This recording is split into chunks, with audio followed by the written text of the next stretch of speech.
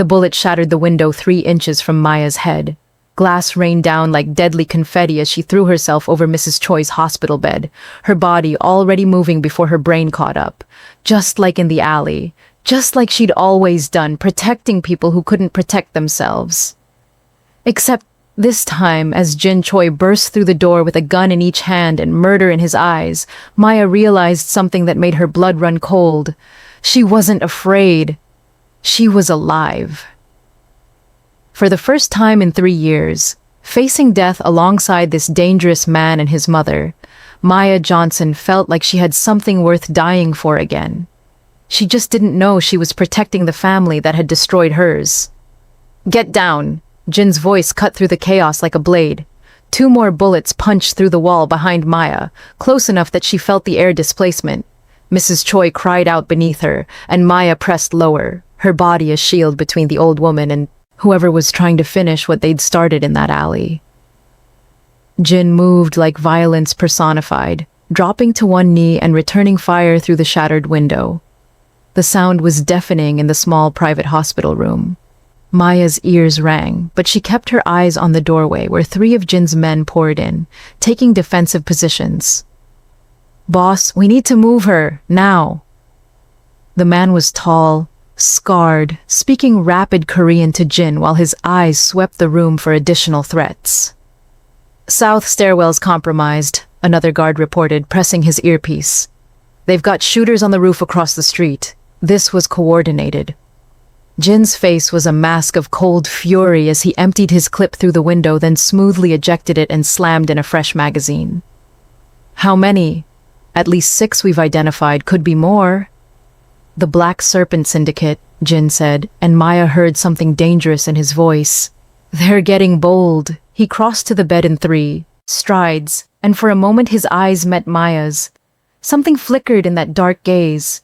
Concern, maybe, or recognition of what she'd just done. Again. "You need to move," he said to her, his voice softer than she'd ever heard it. "Can you run?" "I can do whatever I need to do." Maya's side still ached from the stab wound, but adrenaline was a hell of a drug. "What about Mrs. Choi?" "She comes with us, all of us." Jin turned to his mother, switching to Korean, his tone gentle despite the chaos. Mrs. Choi responded, her voice shaky but determined. Jin nodded, then looked at his largest guard. "Minho, you carry her. Maya, stay between Minho and me. If I tell you to drop, you drop. Understood?" "I'm not helpless." "I know you're not. That's not why I'm telling you this." Jin's eyes held hers. "I'm telling you this because I can't—" He stopped, jaw tightening. "Just stay close." If this opening hooked you, hit that subscribe button because this is just the beginning of Maya's dangerous new world. They moved fast. Minho scooped Mrs. Choi up like she weighed nothing, cradling her against his chest. Maya stayed close, her body still humming with the need to protect, to fight. Jin led them out into the corridor, gun up, every movement precise and controlled. 2 more guards flanked them, weapons drawn. The hospital hallway was chaos. Patients and nurses were screaming, scrambling for cover. Someone had pulled a fire alarm, adding to the confusion. Perfect cover for an assassination attempt. "Emergency exit, East Wing," Jin commanded, moving forward. They'd made it maybe 20 feet when a man stepped out from a patient room, assault rifle rising. Jin fired twice. The man went down before he could get a shot off. Maya's heart hammered, but she didn't freeze. Couldn't freeze. Mrs. Choi needed her. "Keep moving!" Jin didn't even look back at the body. Maya realized with a strange clarity that this was his world. Death. Violence. Split-second decisions that meant living or dying, and he navigated it like most people navigated a grocery store. They hit the stairwell at a run. We have to get out now. Jin went first, checking each landing before waving them forward.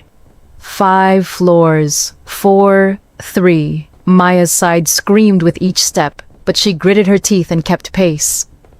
Behind them, she could hear more gunfire, shouting. Jin's men were engaging the shooters, buying them time. 2nd floor. Jin held up a hand, and they froze. He listened, head cocked, then slowly opened the door a crack. Whatever he saw made him curse in Korean. They're in the lobby, 4 men, blocking the main exit. He looked at his remaining guards. Jihoon, Sungmin, you're with me. Minho, you get my mother and Maya to the parking garage. Black SUV, Bay 7, keys are in it. If we're not there in 3 minutes, you drive. Boss, Minho started. That's an order. Jin's voice was ice. Then he looked at Maya, and the ice cracked just slightly. Take care of her. Wait, Maya grabbed his arm before he could move. You can't just... There's 4 of them and 3 of you. I've faced worse odds. That's not the point. Maya didn't know why her chest felt tight, why the thought of him walking into danger made her want to grab him and not let go.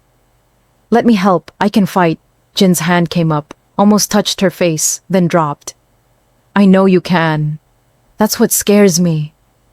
Then he was gone, disappearing through the door with his 2 guards before Maya could respond. Miss Maya, we need to go, Minho said gently, adjusting his grip on Mrs. Choi. Maya wanted to argue, wanted to follow Jin into that lobby and watch his back the way she'd watched Mrs. Choi's.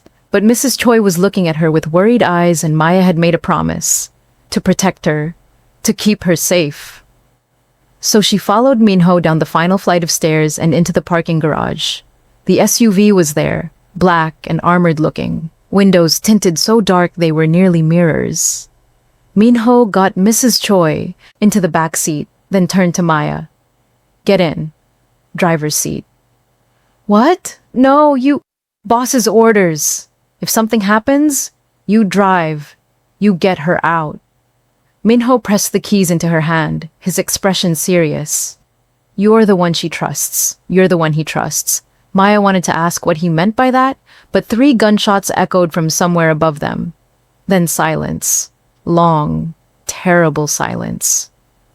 Come on, Maya heard herself say, climbing into the driver's seat. Mrs. Choi was in the back, her hand reaching forward to grip Maya's shoulder. He'll be okay, the old woman said softly. My son has survived worse. How do you do it? Maya asked, starting the engine just in case. How do you live with the constant fear that he won't come back? Mrs. Choi was quiet for a moment. I remind myself that he's surviving. That's what we do in this family. We survive. Sometimes that's the only victory we can claim. The stairwell door burst open. Maya's hand went to the gear shift, ready to punch it. But it was Jin, blood on his white shirt. Not his blood, Maya realized, walking toward them with controlled purpose. His 2 guards followed, one limping slightly. Maya didn't realize she'd been holding her breath until it rushed out all at once. Jin opened the passenger door and climbed in, his eyes scanning her face. You okay? I'm not the one covered in blood. It's not mine. Jin turned to check on his mother, speaking Korean to her, his voice soft. She responded, touching his face, and something about the gesture made Maya's chest ache. This cold, dangerous man became someone else entirely when he looked at his mother. Minho took the driver's seat and they peeled out of the parking garage, leaving the chaos behind. The safe house was different from Jin's main compound. Smaller, more remote, nestled in the hills outside the city where trees outnumbered people. Maya watched the landscape change through the window, her adrenaline slowly ebbing, leaving exhaustion in its wake. The Black Serpent Syndicate won't stop, Jin said, breaking the silence. He'd been on his phone for most of the drive, issuing orders in clipped Korean. Today was a message, they want a war. Then give them one, Maya said, before she could stop herself. Jin looked at her, something unreadable in his expression. You don't know what you're saying. Don't I? They tried to kill Mrs. Choi. Twice. They're going to keep trying until someone stops them. Maya met his gaze. So stop them. It's not that simple. Why not? You're the one everyone's afraid of, right? The most dangerous man in the city. Or is that just reputation? Jin's jaw clenched. For a moment, Maya thought she'd pushed too far. Then, unexpectedly, He smiled. Just a slight curve of his mouth, but it transformed his face. You're not afraid of me at all, are you? Should I be? Most people are. I'm not most people. Maya turned back to the window. Besides, I've already died once. Everything after that is bonus time. She felt, rather than saw, Jin's reaction to that. The way he went still, the way his breathing changed. When he spoke again, his voice was rough.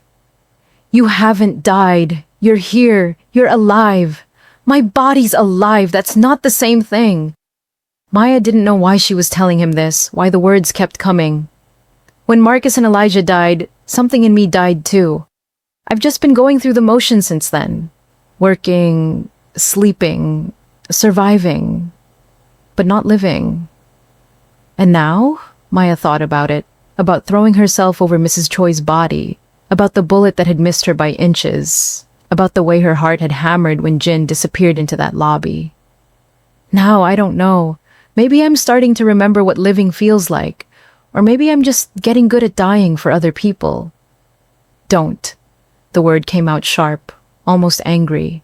Maya looked at him in surprise.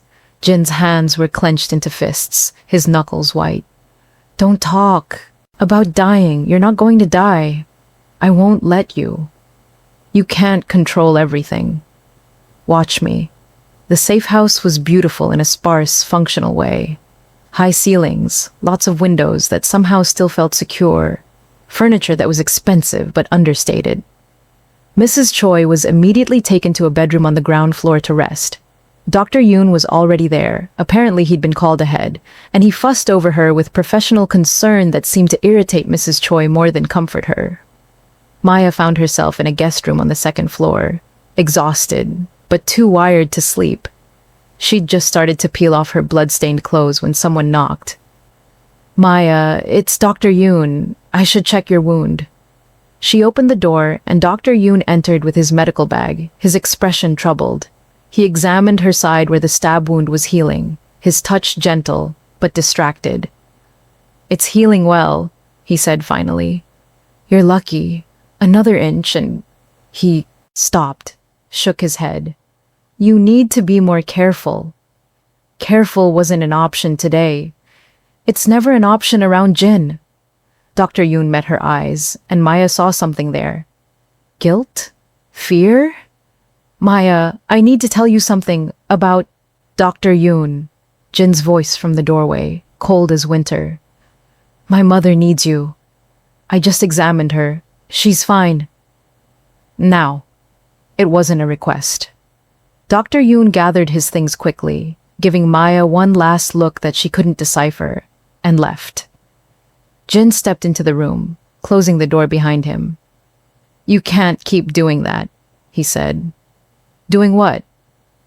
Throwing yourself in front of bullets, taking knives meant for other people. You're not invincible, Maya. Neither is your mother, neither are you. Maya crossed her arms. What was I supposed to do? Let her die? You were supposed to survive. Jin moved closer, and Maya's breath caught. He was still in his bloody shirt, his hair disheveled, looking more human and vulnerable than she'd ever seen him. You keep saving my mother, but who's going to save you? I don't need saving. Everyone needs saving. Jin's hand came up, and this time he didn't stop himself. His fingers brushed her cheek, so gentle it made her shiver. Even you, especially you. Maya couldn't breathe, couldn't think.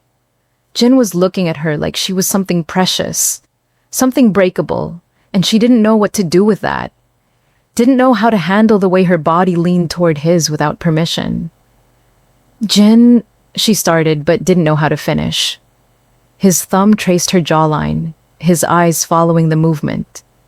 You're so brave, too brave. It terrifies me. Why? Because brave people die, Maya. They throw themselves on grenades and take bullets for strangers, and they die. And the people who care about them are left behind to... He stopped, jaw clenching, hand dropping. You should rest. We'll talk tomorrow about next steps. He turned to leave, and something in Maya snapped. That's it? You're just going to walk away? Jin paused, his hand on the doorknob, back still to her. Yes. Why? What are you so afraid of? You. The word was barely a whisper. I'm afraid of you. Then he was gone, leaving Maya standing in the middle of the room, her heart pounding, her skin still tingling where he'd touched her. What the hell was happening to her? Drop a comment below if you're screaming at Jin to tell her the truth, and hit that like button because this tension is about to get so much worse. 3 days passed in strange suspended animation. The safe house became their entire world. Jin's men patrolled the perimeter. Mrs. Choi rested and slowly regained her strength. Dr. Yoon came and went, always looking like he wanted to say something he couldn't quite voice. And Maya found herself caught between two impossible things: the growing warmth of Mrs. Choi's affection and the maddening hot and cold behavior of Jin Choi. He'd find her in the library, sit across from her, ask her about the book she was reading. They'd talk for hours about everything and nothing: her childhood in foster care, his memories of Korea before his father destroyed his innocence. He'd laugh at something she said, a real laugh that lit up his whole face, and Maya would feel something dangerous bloom in her chest. Then he'd stand abruptly, his expression shuddering, and leave without a word. Like she'd done something wrong. Like proximity to her was painful. It was driving her insane. On the 4th day, Maya found Mrs. Choi in the garden, a small enclosed space behind the safe house, carefully maintained despite being a temporary residence. The old woman was examining rose bushes, her movements still careful but growing stronger. You're recovering well, Maya said, joining her. Thanks to you. Again. Mrs. Choi smiled, patting the bench beside her. Sit with me, dear. I want to talk to you about something. Maya sat, enjoying the afternoon sun on her face. For a moment, neither of them spoke, just two women in a garden, peaceful despite the armed guards visible through the trees. My son is falling in love with you, Mrs. Choi said finally, conversationally, as if discussing the weather. Maya choked on air. What? No, he's not. He barely tolerates me. Oh, my dear child, Mrs. Choi's eyes were knowing, warm. I've raised that boy. I know every expression, every gesture. He looks at you the way his father once looked at me. Before... She stopped, something painful crossing her face. Before everything went wrong. He looks at you like your sunlight, and he's been living in darkness too long. Then why does he keep pushing me away? Because he's terrified. Jin has survived by keeping everyone at arm's length. Even me sometimes. But you've gotten under his skin. You make him feel things he thought he'd buried with his father. Mrs. Choi took Maya's hand. You're good for him. You remind him he's human. Maya's throat tightened. I'm not good for anyone. I'm broken, Mrs. Choi. I've been broken for 3 years. Broken doesn't mean worthless. Sometimes the broken pieces are what let the light in. Mrs. Choi squeezed her hand. And I think you're starting to heal. I see it in your eyes. You're coming back to life. Because of you, because you've been kind to me. Maya's eyes stung. I don't know why, but you've made me feel like I matter. Like I'm more than just someone taking up space in the world. You are so much more than that, Maya. You're brave and strong and compassionate despite everything you've lost. You're exactly the kind of person my son needs. The kind of person Mrs. Choi's voice caught. The kind of person I always hoped he'd find. Maya found herself crying without meaning to. Mrs. Choi pulled her close, and Maya let herself be held, let herself pretend for a moment that she had a mother again, that she had family, that she belonged somewhere. She didn't. See Mrs. Choi's face over her shoulder. Didn't see the guilt and sorrow there, the weight of a secret that was growing heavier by the day. That evening, Jin found Maya on the roof. She'd discovered the access door by accident, and something about being high up, seeing the stars without the city's light pollution, made her feel less trapped. You shouldn't be up here alone, Jin said, stepping out onto the flat roof. It's not secure. Nothing secure. We could be attacked right now and I wouldn't know until the bullets started flying. Maya didn't turn around. Besides, I needed air. Jin moved to stand beside her, close enough that she could feel the heat of his body. They stood in silence, looking at the stars. I need to teach you to fight, Jin said finally. I already know how to fight. You know how to brawl, to survive. That's not the same thing. He turned to face her, and even in the darkness, she could see the intensity in his eyes. You've thrown yourself into danger twice now to protect my mother. If you're going to keep doing that, and I suspect nothing I say will stop you, then you need proper training, strategy, technique, how to kill efficiently. Maya's pulse quickened. You want to train me? I want you to be able to defend yourself when I'm not there. He stopped, jaw clenching. I want you to survive this world you've stumbled into. What if I don't want to just survive? What if I want to fight back? Against who? The Black Serpent Syndicate. The people who tried to kill Mrs. Choi. Whoever else thinks they can hurt the people. Maya stopped, realizing what she'd almost said. The people I care about. When had that happened? When had Jin and Mrs. Choi become people she cared about? Jin was watching her with that unreadable expression again. You're serious. I've never been more serious about anything. Then we start tomorrow. 5 a.m. Don't be late. Jin turned to go, then paused. Maya, what you said before, about the people you care about, did you mean that? Maya's heart hammered.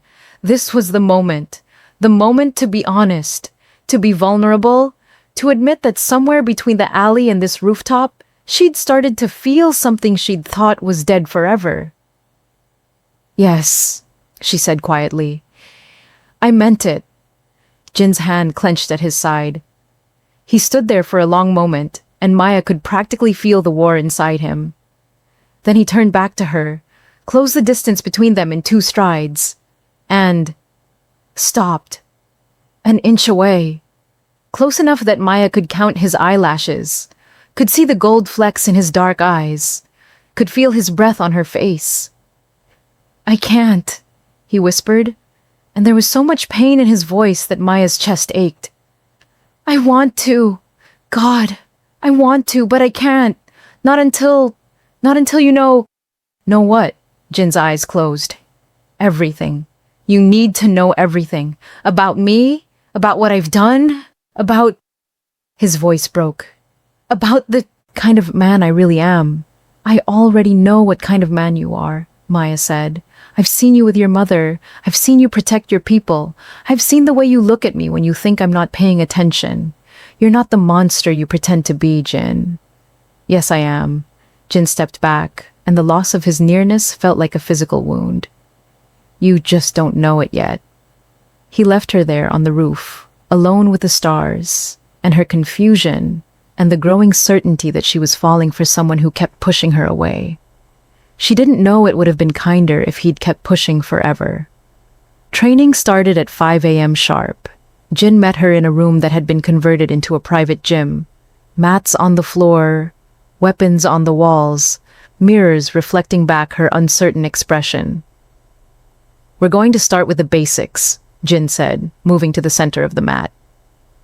He was in black workout clothes, his hair tied back, and Maya tried very hard not to notice how the shirt clung to his shoulders. Stance, balance, how to make every movement count. For 2 hours, he drilled her relentlessly. Her body remembered the street fighting she'd learned through necessity, but Jin was teaching her something different. Something precise and deadly. How to use an opponent's strength against them.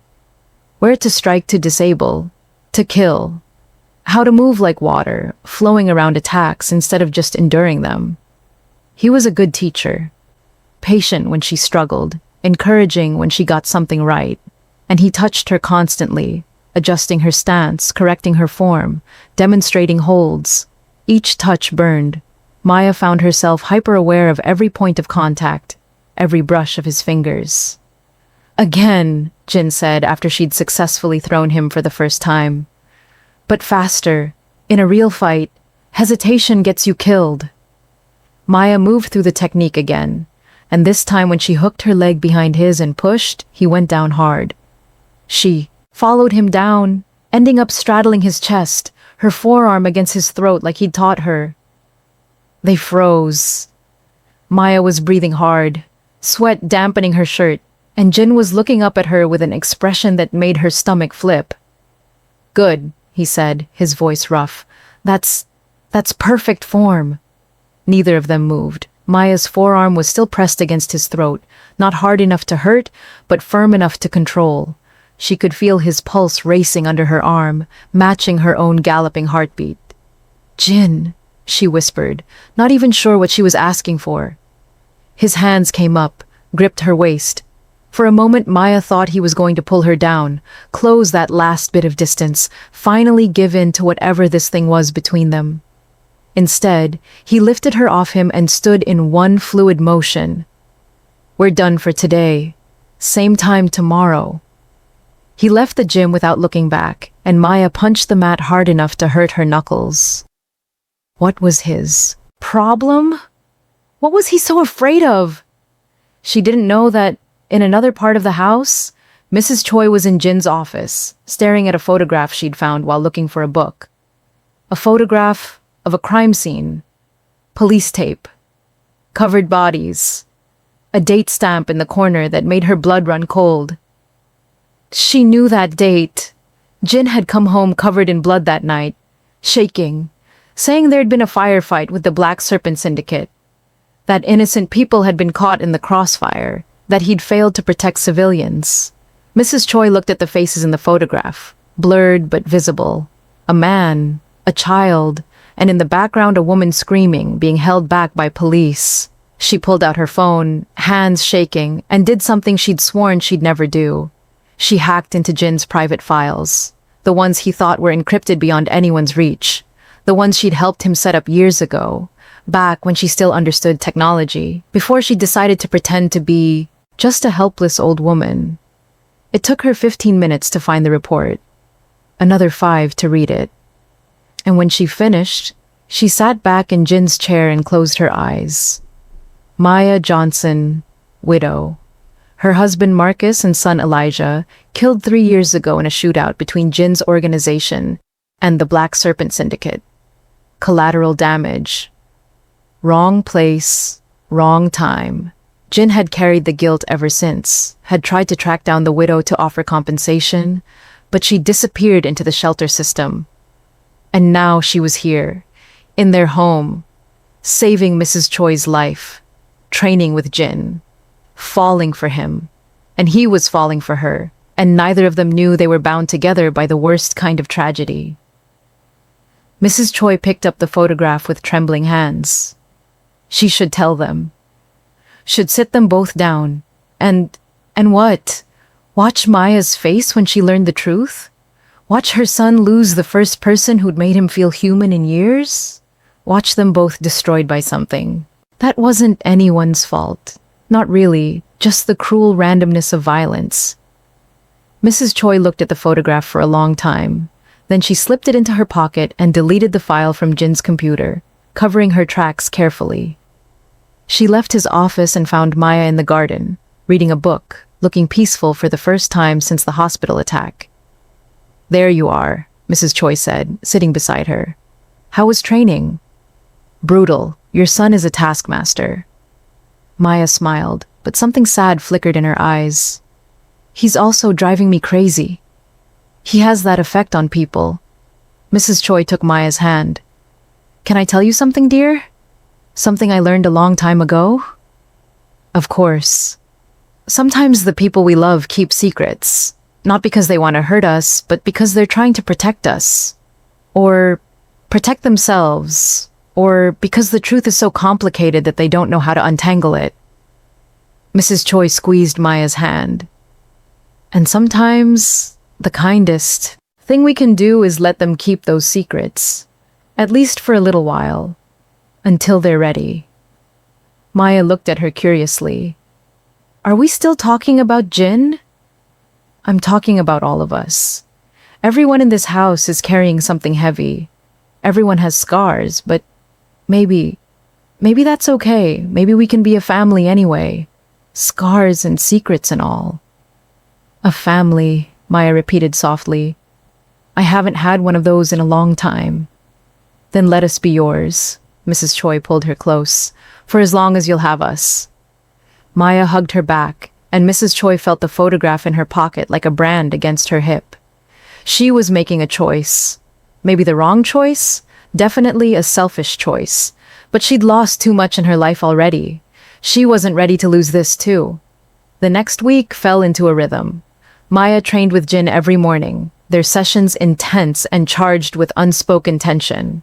She spent afternoons with Mrs. Choi, learning to cook Korean dishes, talking about everything and nothing. Evenings she'd find herself in the library, and more often than not, Jin would appear. They'd talk until late, carefully avoiding anything too personal, dancing around the attraction that pulled them together like gravity. On the 8th day, everything changed. Maya was walking past Jin's office when she heard voices, Jin and Dr. Yoon, speaking in English, probably out of habit from their years studying abroad together.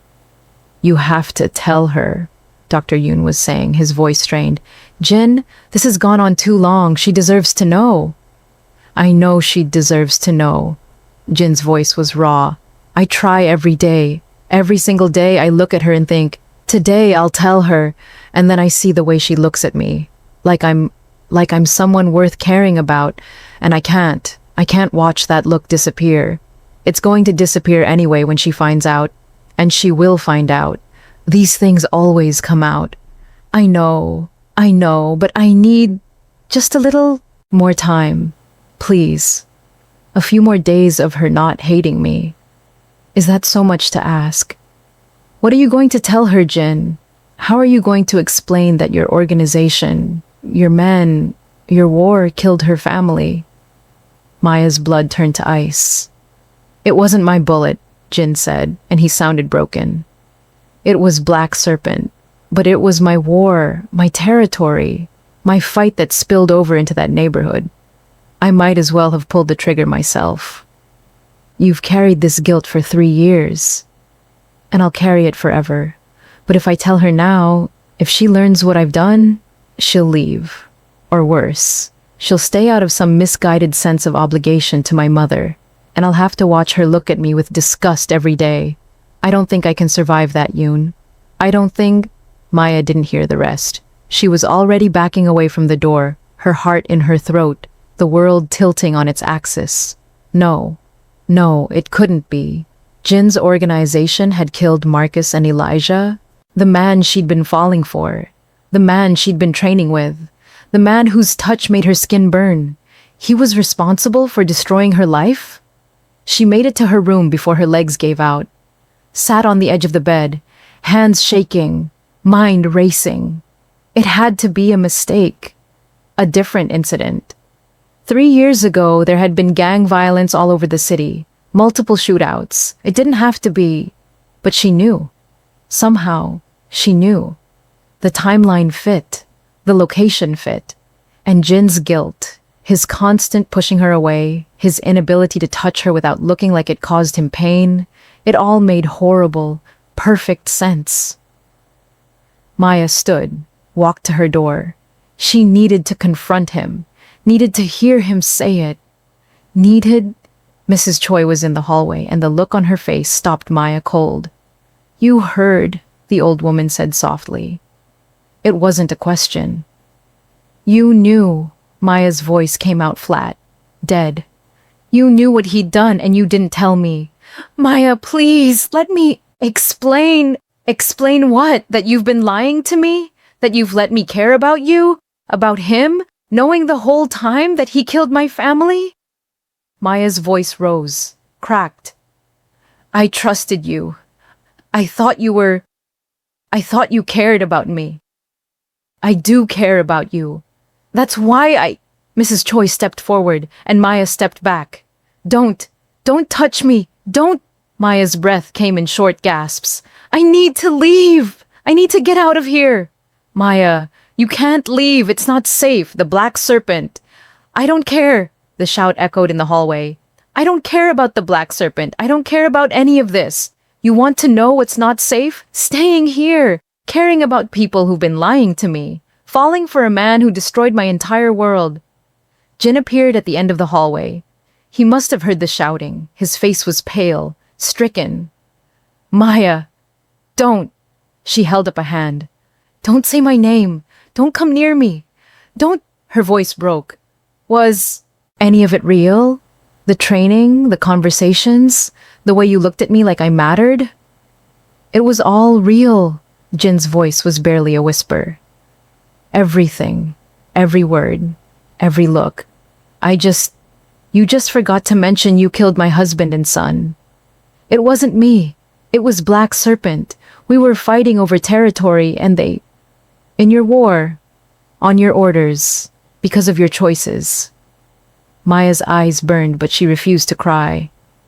It doesn't matter whose finger was on the trigger, Jin. It was your bullet. Jin flinched like she'd struck him. I know, and I'm sorry. God, Maya, I'm so sorry. I've been trying to tell you. Every day I've been trying to find the words. 3 years, Maya said, and her voice was hollow. I've been dead inside for 3 years because of you. I lost everything. My husband, my son, my home, my life, all of it gone because you and the Black Serpent couldn't figure out how to share a city. She laughed, and it sounded broken. And then I saved your mother. Twice. I was ready to die for her. Do you understand how insane that is? I never wanted this. Jin took a step forward, and Maya took 2 back. I never wanted to hurt you. If I could go back, if I could change what happened. But you can't. It's done. They're gone. And I've been here, in your house, eating your food, training with you, falling for...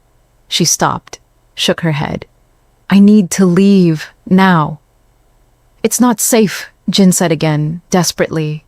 Please, Maya, just stay until we can arrange proper protection. A new identity, enough money to start over somewhere far from here. Let me give you that, at least.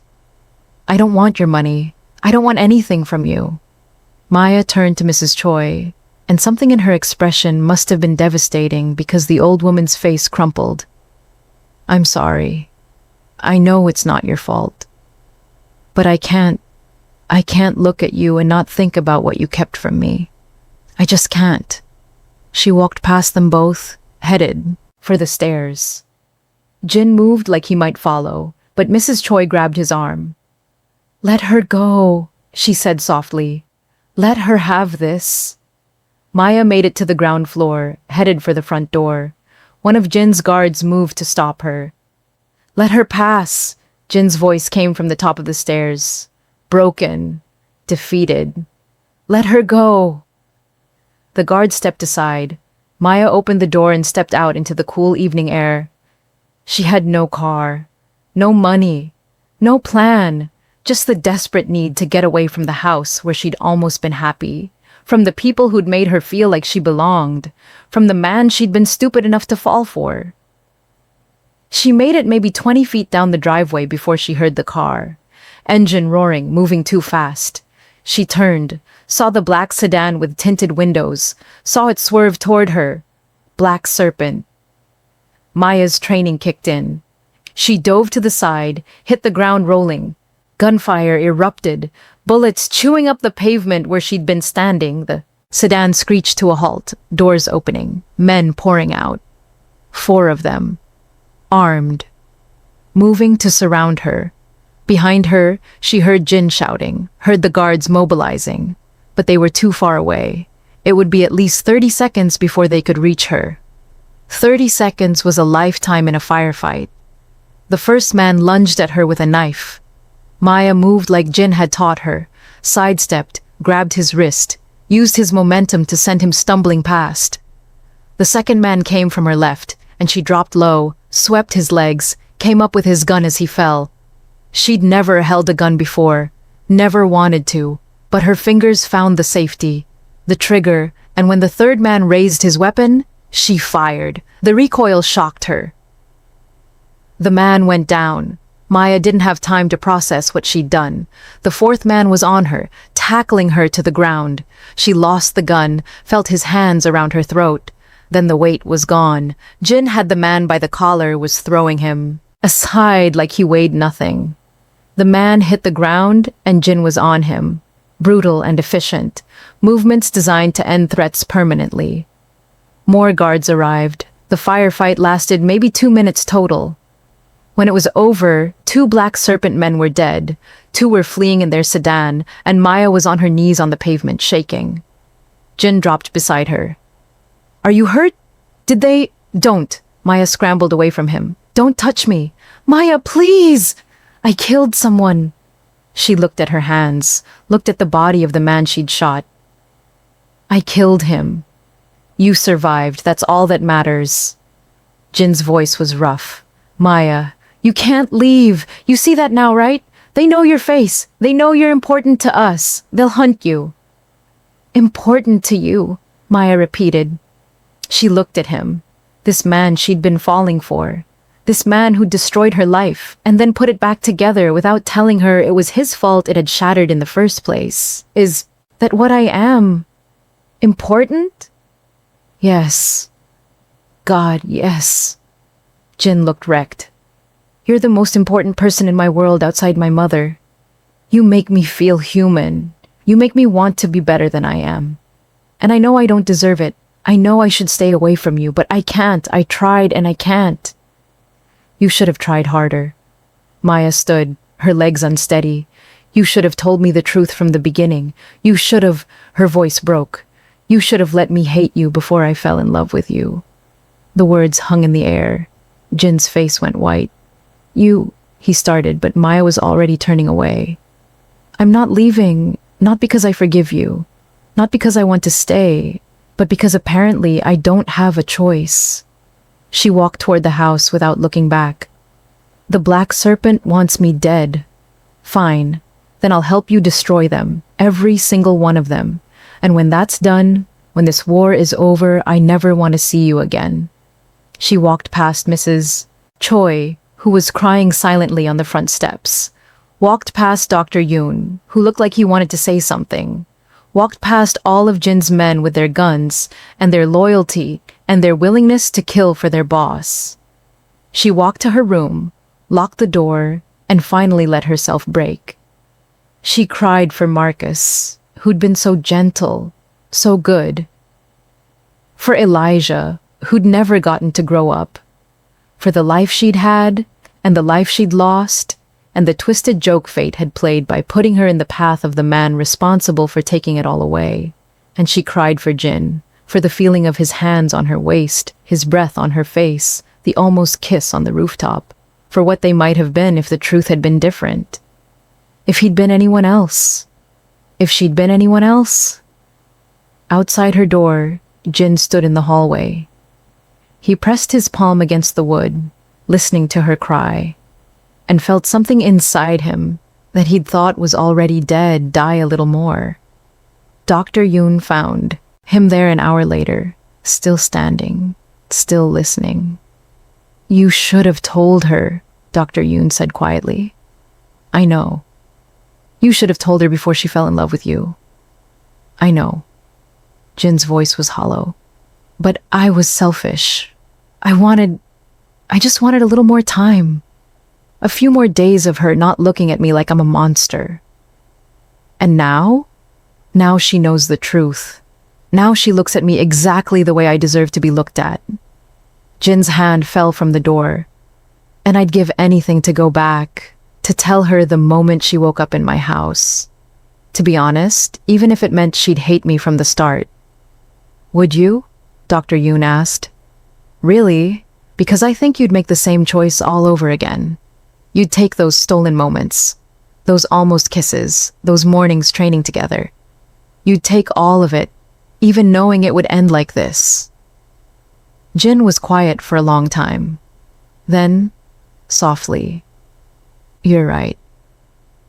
I'm exactly that selfish. And that's why I don't deserve her. Forgiveness. Inside the room, Maya's crying had finally stopped. She lay on the bed, staring at the ceiling, feeling hollowed out and raw. She'd meant what she said. She'd helped destroy the Black Serpent Syndicate. She'd end this war, and then she'd leave and never look back.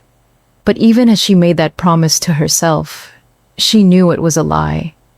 Because she'd seen Jin's face when she'd said she loved him, seen the way it had broken him, and some traitorous part of her heart had sung at putting that look there, at mattering that much to someone, even if that someone had destroyed her entire world. Comment, Part 3 now.